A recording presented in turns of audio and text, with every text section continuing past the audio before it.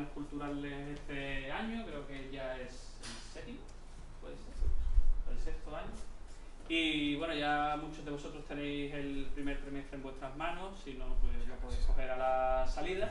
Como sabéis, el ciclo de Viernes Culturales que organiza los Obreros de Irán se busca acercar a las personas que quieran tener a bien aparecer la tarde del viernes por aquí, en este espacio abierto a todo el mundo, todo tipo de contenidos científicos, culturales, artísticos o filosóficos.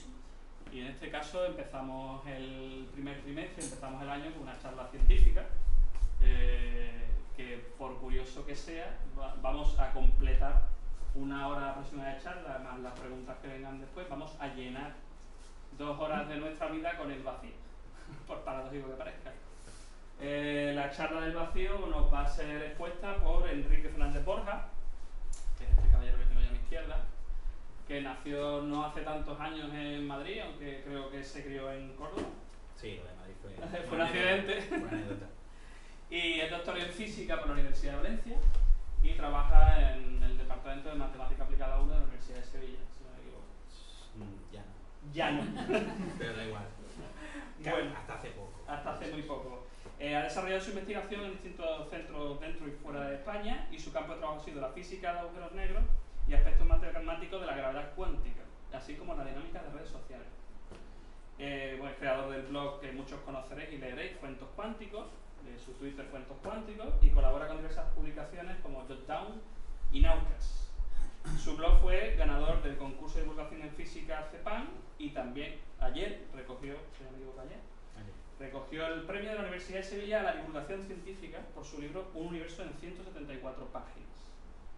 Y tiene un deseo, que es que todo aquel que tenga un sueño científico pueda hacerlo realidad donde quiera. En este caso, su sueño es hoy aquí con nosotros. Compartiremos sueños todos juntos, compartiremos el vacío. Y bueno, yo creo que en este caso, con este conferenciante, se dan los 3 ingredientes necesarios para que una conferencia, una charla, cualquier exposición tenga éxito, que es una persona que sabe de lo que habla, una persona que tiene la capacidad para transmitirlo, como demuestran sus premios en divulgación, y la pasión por transmitirlo. Así que, sin más, os dejo con Enrique Fernández Borja. Pues muchas gracias. Y después de esta presentación ya lo único que puedo hacer es irme, porque seguro que haga lo que haga, lo voy a hacer mal. Pero sí, todo el objetivo de hoy es, no sé muy bien cómo ponerme, pero intentaré que estemos todos cómodos y nos sintamos, Enrique, dentro, allí. Este es el rincón. Sí, este es el rincón. Me voy a poner aquí. ¿Aquí estoy todavía bien? ¿Estoy encuadrado? Sí. Y entonces, pues nada, quiero hablar de un tema que en realidad nunca me han dejado hablar de él, porque siempre me metían en berenjenales, así que he aprovechado. Yo pensaba que íbamos a estar 4, pero no, somos muchísimos. Es una pasada que haya tanta gente un viernes por la tarde-noche aquí, pero es grandioso. Pero lo siento, vais a tener que aguantar que os dé una charla sobre el vacío, que es una de las cosas más alucinantes de lo que puede hablar un científico hoy día.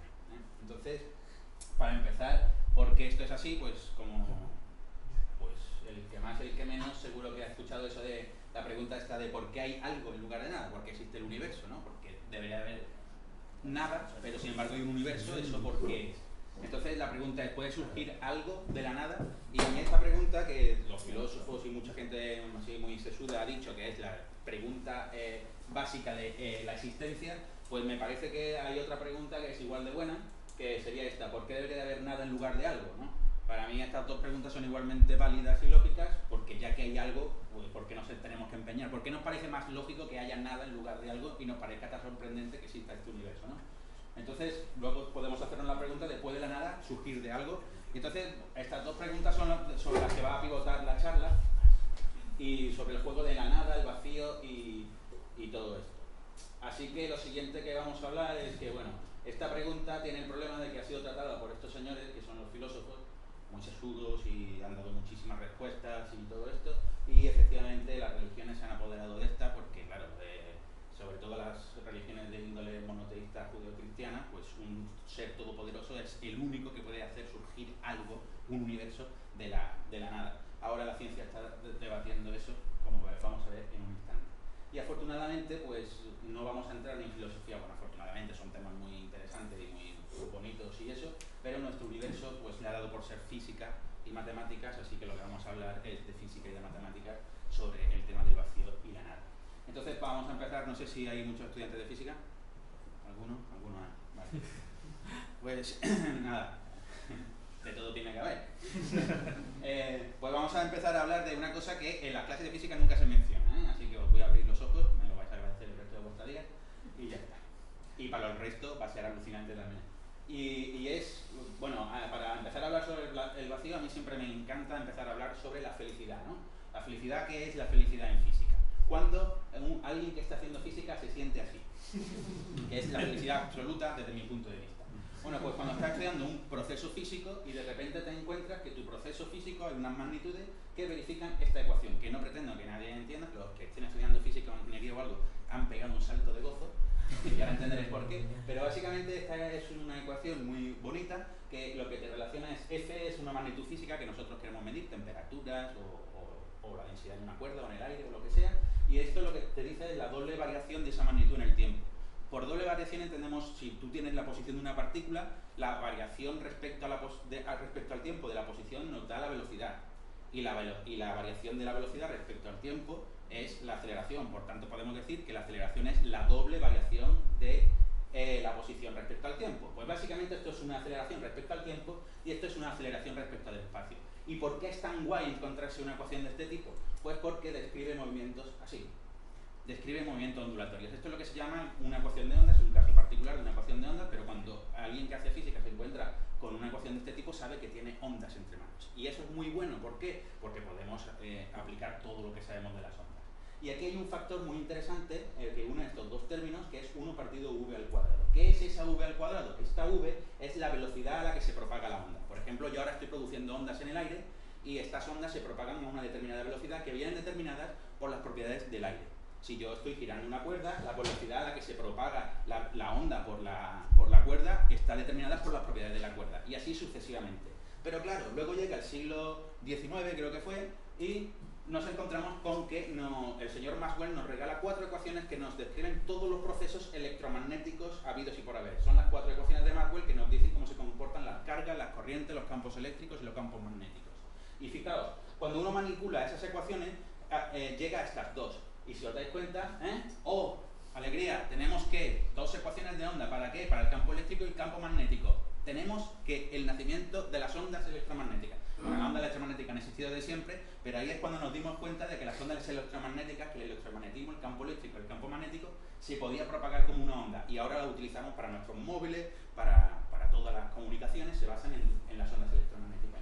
Pero, ¿qué son estos dos factores que hay aquí? Pues estos dos factores son lo que se llama la permitividad eléctrica y permitividad magnética, que es esto de aquí, y esto es la constante dieléctrica del medio en el que me encuentre. Por ejemplo, si yo tengo 2 cargas eléctricas aquí en el vacío, pues se atraerán o se repelerán. Pero si las meto en agua, yo sé experimentalmente que se atraen 80 veces, con una intensidad 80 veces inferior. Es decir, el medio influye en la forma en la que el electromagnetismo se comporta. O bien es mayor o bien es menor la intensidad. Pero esto de aquí se dieron cuenta, al final, gracias a los trabajos especialmente de Einstein, que esto se podía hacer referencia al vacío. Es decir, quítalo todo y en el vacío, cuando ya no queda nada, se puede propagar una onda electromagnética. Lo cual es asombroso, porque lo que nos quiere decir es que el vacío, que se supone que no tiene nada, tiene propiedades electromagnéticas, reacciona entre cargas, corrientes y ondas electromagnéticas. Si en el vacío no hubiera nada y no tuviera ninguna propiedad, estos dos términos deberían de ser cero, con lo cual estas dos ecuaciones serían cero, con lo cual no habría onda electromagnética, lo cual es alucinante. Pero es aún más alucinante. ¿Por qué? Porque, como hemos dicho antes, aquí lo que debería haber es 1 partido de una velocidad al cuadrado. ¿Qué velocidad? Pues es 1 partido de c al cuadrado, donde c es la velocidad de la luz, en el vacío. Pero eso es brutal, porque lo que nos está diciendo es que c, la velocidad de la luz en el vacío, está determinada por propiedades del vacío, por propiedades del propio vacío. Pero lo que es más alucinante es que, según la relatividad especial de Einstein, este señor nos dijo que la velocidad de la luz era la misma para todo el mundo, independientemente de cómo te movieras, siempre que te movieras en línea recta de velocidad constante. Todo el mundo determina la misma velocidad de la luz. Eso quiere decir que todo el mundo determina el mismo vacío, con matices. Luego, si en las preguntas o en eso, daré algunas salidas a eso. Lo cual quiere decir que ya en el siglo XIX o en el siglo XX, a principios, se tenía herramientas para determinar que el vacío era algo que en realidad no estaba tan vacío, y luego ya con el advenimiento de la mecánica cuántica aquello se nos fue de madre. Pero eso vamos a verlo enseguida. Y luego tenemos que hablar de otra teoría fundamental, que es la relatividad general, que este año se cumplen 100 años de la aparición de la relatividad general. Albert Einstein la propuso, bueno, el primer artículo apareció el 25 de noviembre de 1915, donde se pusieron por primera vez las ecuaciones de la relatividad general, y esta es una teoría asombrosa, porque básicamente se la sacó este señor de la chistera.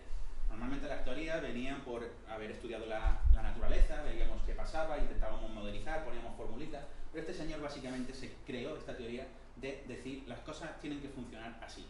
¿Por qué? Porque antes teníamos una teoría que nos explicaba por qué unos cuerpos se atraían a otros gravitatoriamente, que es la teoría de Newton.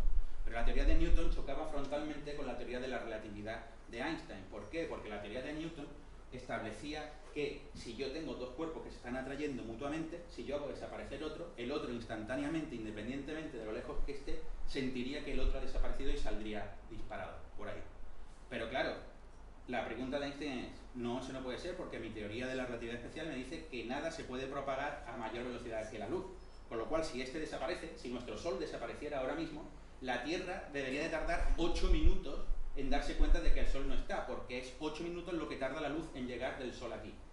Entonces, gracias a eso, y manipulando las ecuaciones, y manipulando y a base de razonamientos puramente teóricos, determinó que la gravedad se debería de comportar como esa ecuación.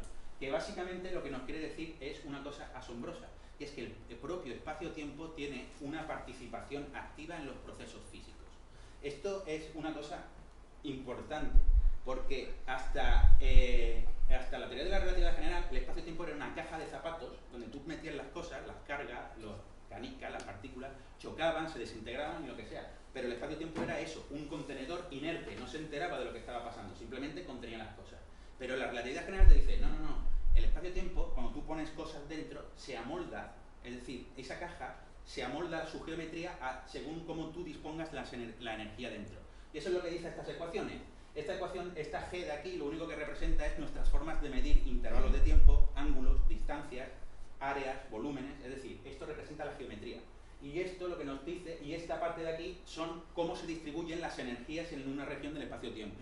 Si hay una concentración de masa, si hay radiación fluyendo por allí, pues eso está contenido aquí. Y que estas dos magnitudes estén relacionadas te dice que la geometría responde a la energía que tú tengas en el espacio-tiempo. Y eso de ahí derivan estas fotos y estas imágenes que todos hemos visto alguna vez. Que es básicamente intentar emular esto, que lo consiguen muy malamente, pero bueno, quedan muy bonitas. Lo cual, lo que nos está diciendo la teoría es que tenemos una entidad que es el espacio-tiempo que tiene realidad física, se amolda a lo que tú hagas. Es decir, que yo esté aquí ahora significa, al lado de esto, significa que entre los dos estamos curvando el espacio-tiempo más que por ahí fuera, que no hay nada. Pero eso lo hemos visto en cosas como esta. Esto es una imagen muy brutal, donde esto es una galaxia y aquí aparece como un anillo alrededor. Y dices, bueno, muy bien, ¿y qué? Pues, ¿y qué es que eso en realidad es esta situación? Nuestros telescopios están mirando esta galaxia y justo detrás de esa galaxia, yo estoy mirando a esta galaxia y justo detrás hay otra, pero muy lejos. Técnicamente yo no puedo ver esta galaxia. ¿Por qué? Porque me la está tapando esta. Es decir, yo no puedo ver lo que hay de aquí detrás de esto porque me lo está tapando. Pero, ¿por qué la veo? ¿Y por qué la veo deformada? Es decir, ¿por qué veo este punto como si fuera un anillo abrazando al otro? Porque eso nos está diciendo que la luz que emana de aquí está siguiendo caminos por una geometría curvada y está rodeando al otro cuerpo y nos está llegando a nuestros telescopios. Es decir, fotos como esta o como la anterior, que veamos esto es una galaxia que está detrás de esta deformada. Y esto es muy brutal. Esto no lo habíamos descubierto nunca, ahora lo vemos a patadas. Nuestros telescopios descubren esto, que es un efecto que se llama efecto lente gravitatoria, todos los días cientos. Y nos ayuda a decidir cuánta masa tiene este objeto, cómo de lejos están el uno del otro, en qué relación están de posiciones, porque las fórmulas que identifican qué forma van a formar dos cuerpos que estén alineados o no alineados, qué forma va a salir ese efecto lente, están dados por la distribución de materia, la posición relativa entre ambos, etc. Lo cual, esta foto lo que nos está mostrando es que el espacio-tiempo en realidad está curvado, lo cual es wow, ¿no? Y luego el descubrimiento padre padre del siglo XX, que fue un señor mirando al cielo, mirando a las galaxias, que se dio cuenta de que las galaxias se estaban separando todas de nosotros. Todas se están separando de nosotros. Pero además no es de una manera, hoy se están yendo todas de aquí, que te da la noción de estamos en el centro, y ahora matizaremos eso. Sino que se dio cuenta de que las que estaban más cerca se estaban separando un poquito, y las que estaban muy lejos se estaban separando muy rápido de nosotros. Es decir, que conforme más lejos estaban las galaxias, más se separaban de nosotros. Pero el caso es que, claro, para interpretar eso, tuvieron que aceptar que las galaxias en realidad no se están moviendo en el tema de la expansión. Imaginemos un ejemplito. Si nosotros estamos aquí y alguien estira esta habitación con todos nosotros dentro, y todas nuestras sillas se separan unas de otras, ¿no? Ahora bien, si yo le pregunto a cada uno de vosotros, oye, ¿tú te has movido? No, yo estoy en mi silla. Y si le pregunto a otro, no, yo estoy en mi silla. Nadie ha hecho un movimiento, nadie ha tenido un desplazamiento, nadie ha cambiado de posición en el espacio. Sin embargo, todo el mundo, si le voy preguntando a uno y a otro, todo el mundo me dirá, todo el mundo se ha alejado de mí. Y los que están más cerca se han alejado un poco, pero los que están allí al final se han alejado más. Pero eso se lo pregunto a todos y todos me dan la misma respuesta. Con lo cual, ¿hay alguno que esté en el centro? No. La explicación es que las galaxias, o vosotros que estáis en una malla como esta, si yo extiendo la malla, ninguna se ha movido realmente. Siguen estando en los mismos puntos de la malla. Lo que pasa es que la malla es mayor. Y la expansión hace referencia a ese crecimiento donde la malla es el espacio-tiempo. Pero esto es una explicación de por qué podemos decir, si superponemos esto, son dos posiciones distintas en el tiempo del universo, estamos aquí y aquí, es decir, el universo se ha expandido, y ahora superpongamos y pongamos una galaxia fija, la nuestra, la que queramos que sea la nuestra. Por ejemplo, elijamos esa. Pues ahí se ve que esta roja-azul, que somos nosotros no nos hemos movido, pero vemos que las que están a nuestro alrededor se han separado un poco y las que están muy lejos, esta ha pasado a estar aquí. Pero si nos ponemos y la superponemos en el otro sitio, por ejemplo, que esta sea la coincidente, alguien que viva en esa galaxia, lo que verá es que todas se alejan hacia allá. Con lo cual ahí no hay ningún centro, es un efecto geométrico que todo el mundo coincide en que todo se está expandiendo. Lo cual es absolutamente brutal. Pero claro, llegaron y dijeron, un momento, si ahora se está expandiendo, antes estaría todo más contraído, ¿verdad? Pero eso quiere decir que llega un momento en que todo debería haber estado en un punto y el universo ha tenido un origen, todo ha tenido que estar comprimido ahí y de alguna manera ha tenido que explotar y se ha formado el universo. Es lo que se llama el Big Bang, ¿no? Y dijeron, bueno, ahora sabemos que eso pasó hace 13.700 millones de años. No es mucho, pero bueno, le ha dado tiempo a hacer monos sin pelo, que estamos aquí ahora hablando sobre el tema. Pero dijeron, ojo, si lleva 13.700 millones de años, la gravedad de los cuerpos que hay aquí lleva 13.700 millones de años actuando. ¿Eso qué quiere decir? Que la gravedad, como es atractiva, está intentando frenar la expansión. Eso quiere decir que si ahora nos estamos expandiendo a un determinado ritmo, en el pasado, ¿cómo tenía que ser? Para estar ahora como estamos expandiéndonos, antes tenía que haber sido la velocidad mayor, ¿no? Porque la gravedad, conforme pasa el tiempo, está frenando, con lo cual ahora tiene que ser la expansión más lenta que en el pasado. ¿Y cuál es la conclusión? Vamos a estudiar objetos que estén muy lejos, porque mirando muy lejos en el universo, lo vemos muy hacia el pasado. Y dijeron, vale, pues nosotros hemos encontrado hasta aquí, ahora vamos a mirar cosas que estén muy lejos, bueno, que estén a 600 megaparsecs, que es una pasada, muchos años luz. Lo que querían encontrar es puntitos aquí, es decir, las galaxias tenían que empezar a hacer una cosa así. Eso significaba que antes la velocidad de expansión era superior a la de ahora. Pues se pusieron dos equipos, uno en Australia y otro en Canadá, creo, y encontraron esto. ¡Pum! Todos los puntos por arriba. Eso quiere decir que en el pasado la expansión era inferior en velocidad. Es decir, nuestro universo no solo se está expandiendo, sino que lo está haciendo de una forma acelerada. Estamos empezando a acelerar la expansión. Eso, para que os hagáis una idea, dentro de unos 10.000 millones de años, a nuestro alrededor no vamos a ver nada. No vamos a ver estrellas y no vamos a ver galaxias, porque todo se habrá alejado de nosotros. Todo será un cielo negro.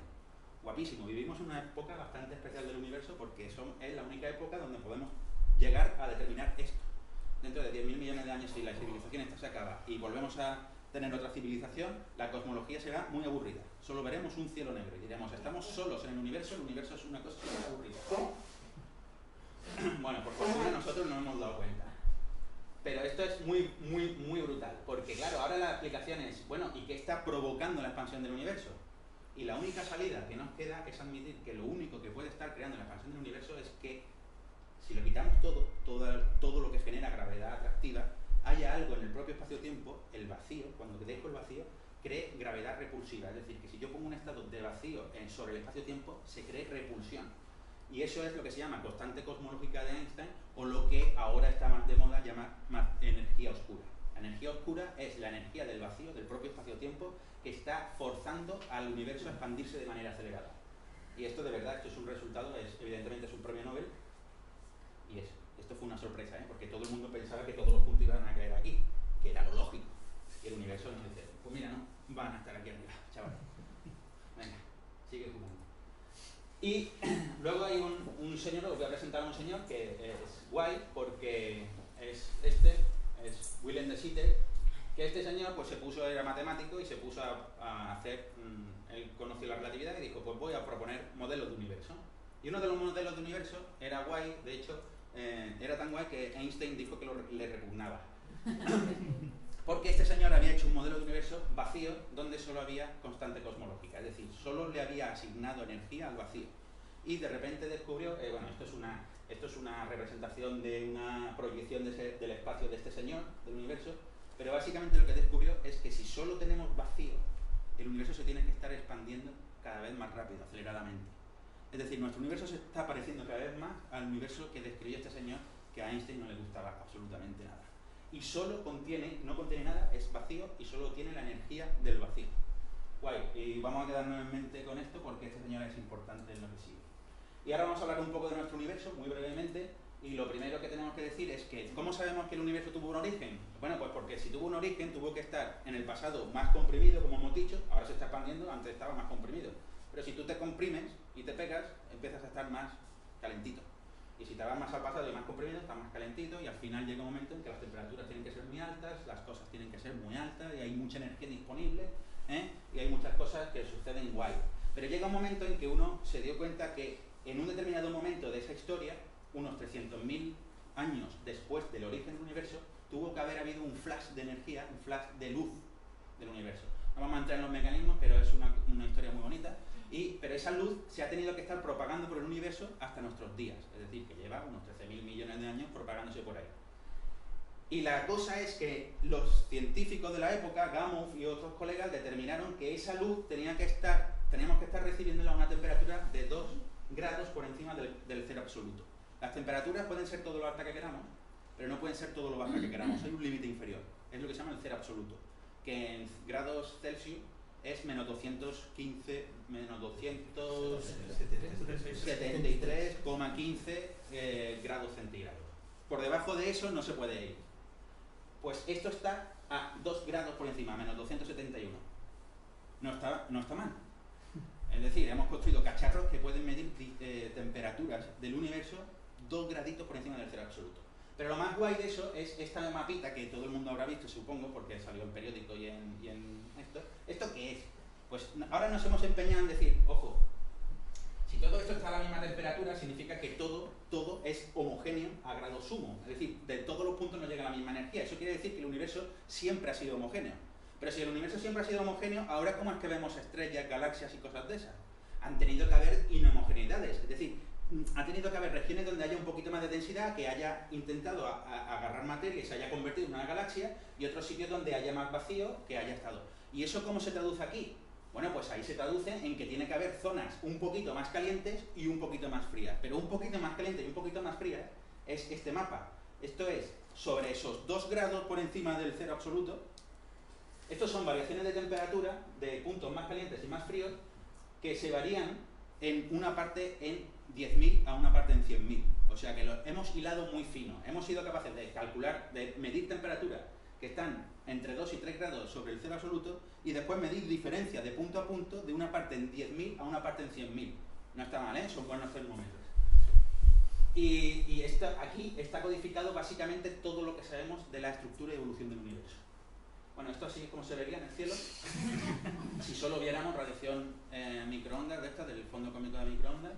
Y de aquí se saca esta gráfica, que lo único que nos dice esta gráfica, estos son ángulos y esto es diferencia de temperatura, si estamos por encima o por debajo del promedio, de los 2,7 Kelvin estos que son por encima del cero absoluto, y lo que nos dice aquí es, bueno, tú mira al cielo, yo aquí, en esta foto de aquí, me pongo y voy mirando con un ángulo de 1 grado, de 2 grados, de 3 grados, de 90 grados, y voy viendo cuáles son las diferencias de temperatura.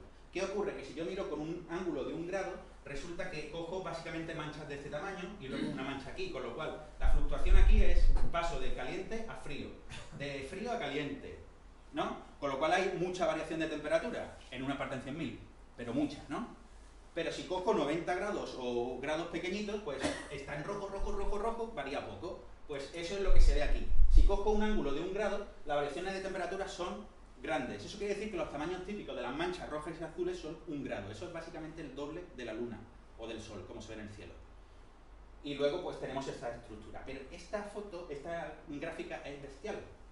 Porque lo que nos dice, entre otras cosas, es que nuestro universo tiene una cantidad de energía muy específica. ¿Por qué?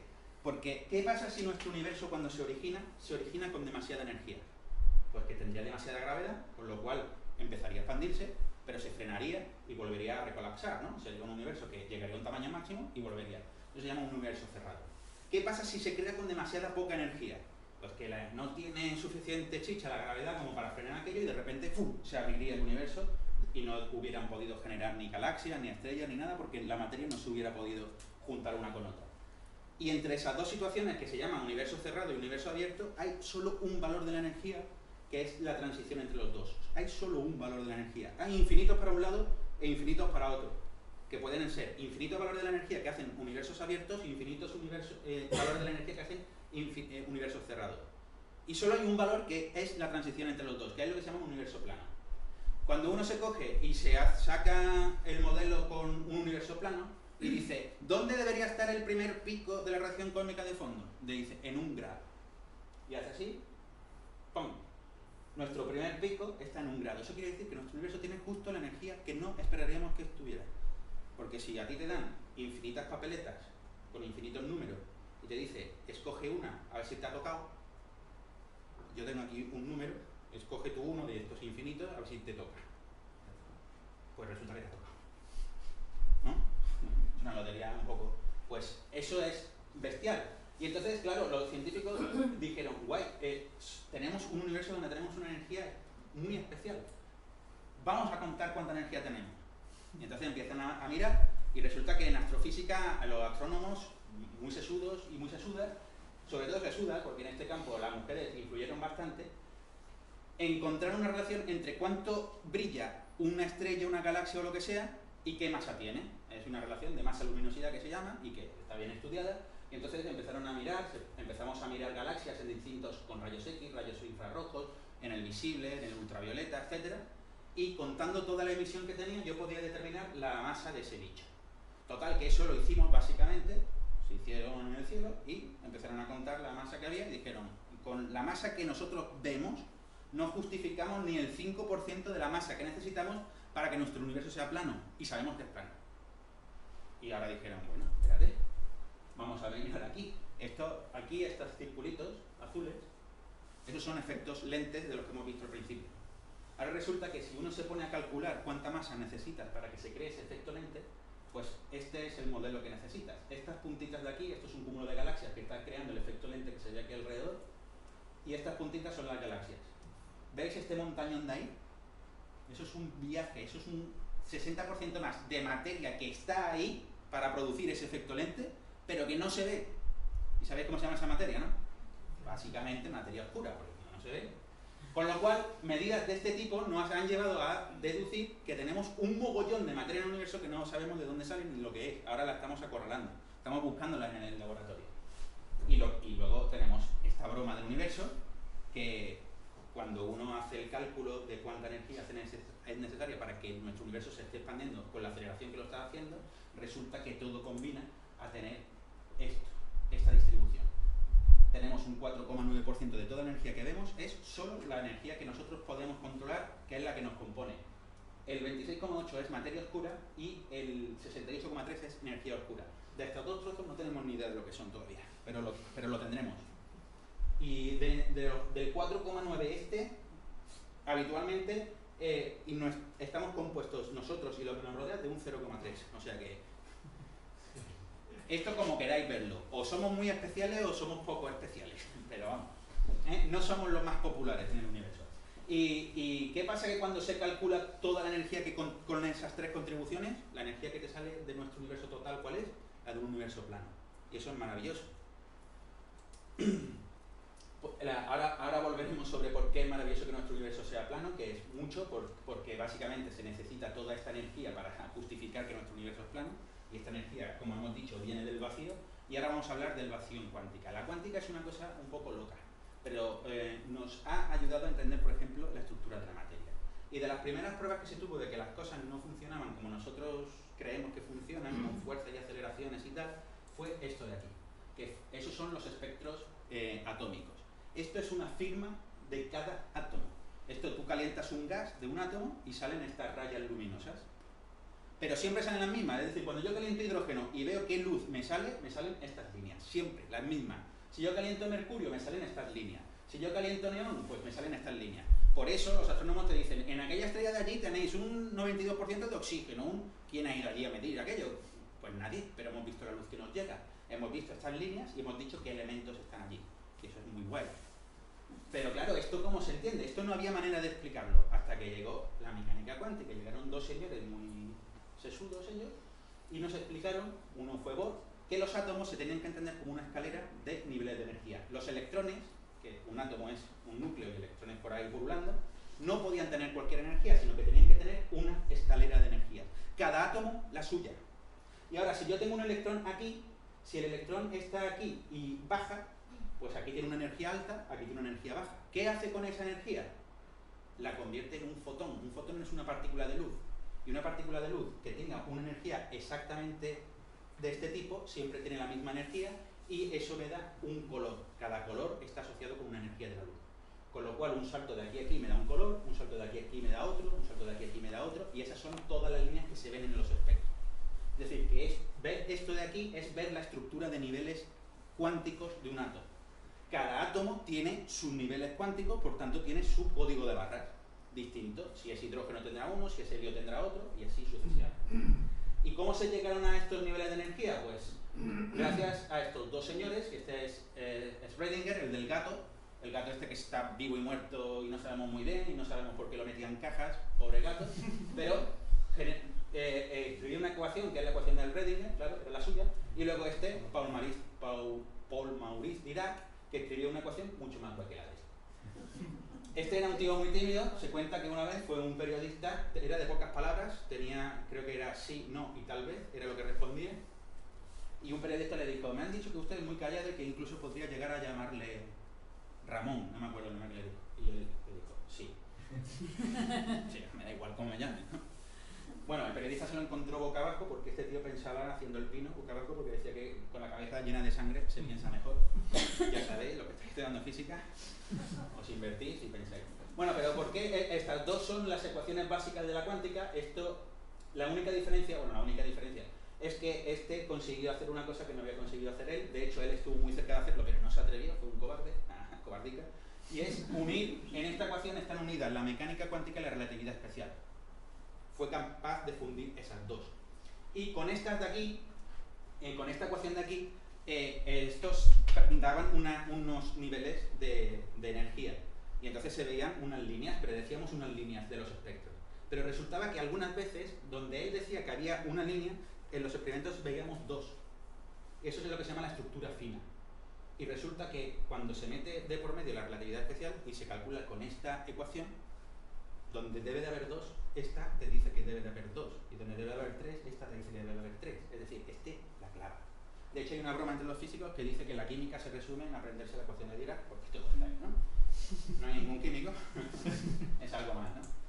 Pero nos encontramos que en los años 40 llega un señor Lamb, que había estado manipulando muchas tecnologías de rayos de microondas para la guerra, para comunicaciones durante la guerra mundial, con comunicaciones y esto, y claro, como sabréis, en la Segunda Guerra Mundial se invirtieron cantidades ingentes de dinero para la física, porque la física tuvo un papel preponderante en esa guerra, sobre todo al final de ella, y había muchísimo dinero para los físicos, para comunicaciones y para física nuclear.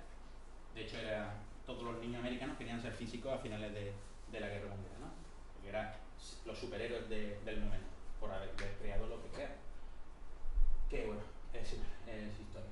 Pero este señor, con todo el dinero que le habían dado y esto, pues se dedicó a hacer experimentos